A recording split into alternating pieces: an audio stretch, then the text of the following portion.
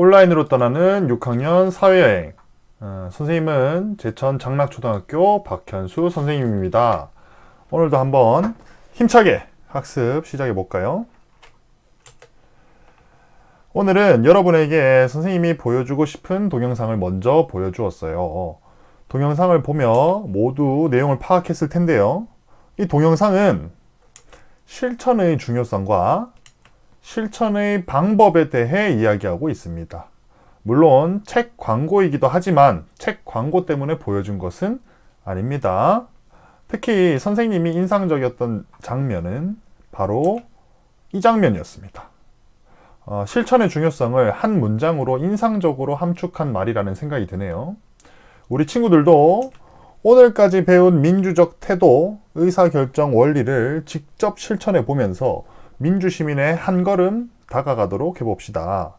물론 일상생활에서도 작은 단계를 밟아가며 실천해 나가는 여러분이 되기를 진심으로 기도하겠습니다.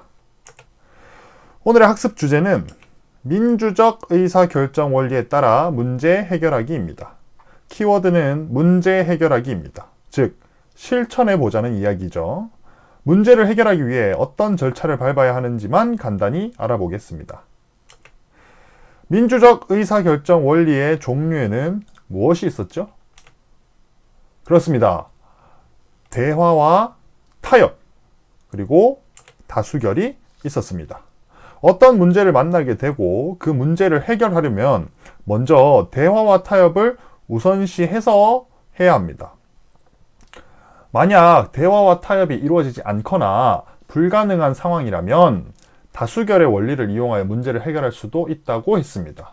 다수결의 경우 소수의 의견이 무시될 수 있으며 다수가 선택한 결정이 옳지 않을 수 있으므로 언제나 다수와 같이 똑같은 권리를 가진 소수의 의견을 꼭 존중해야 하고 다수결을 통해 도출된 결론을 받아들이되 주의를 항상 기울여야 한다고 했었죠. 오늘은 이런 결정 원리를 활용하여 문제를 실제 해결하는 절차를 배워봅시다. 문제를 해결하기 위해 어떤 절차를 거치는지 알아봅시다. 가장 첫 단계는 문제 확인입니다. 어떤 문제가 있는지 확인해야 문제를 해결할 수 있겠죠. 두 번째 단계는 문제가 왜 발생한지를 살펴보는 문제 발생 원인 파악 단계입니다. 이 단계가 있어야 다음 단계인 문제 해결 방안 탐색 단계로 진행할 수 있습니다. 대화와 타협을 통해 문제 해결 방안을 탐색하되 끝까지 합의에 도달하지 못하면 다음 단계인 문제 해결 방안 결정 단계에서 다수결의 원리를 사용하여 방안을 결정하기도 합니다. 방안을 결정했다면 그 방안을 실천하면 되겠죠. 간단하죠? 예를 한번 통해서 더 확실히 알아보도록 합시다. 어느 날 우리 집 과자 창고를 열어보니 가족들이 가장 좋아하는 몽쉘 박스가 텅 비어 있었습니다. 몽쉘이 없다는 문제 상황을 확인했죠. 왜 몽쉘이 없나 알아봤더니 가족들이 몽쉘을 엄청 먹기만 하고 채워놓지는 않았다는 겁니다. 문제 발생 원인도 파악했죠? 그래서 이제 가족들이 모여 앉아서 싸우기 시작합니다. 싸운다는 것은 예시이고 민주적 해결을 위해서는 대화와 토론을 해야 하는 것 알죠?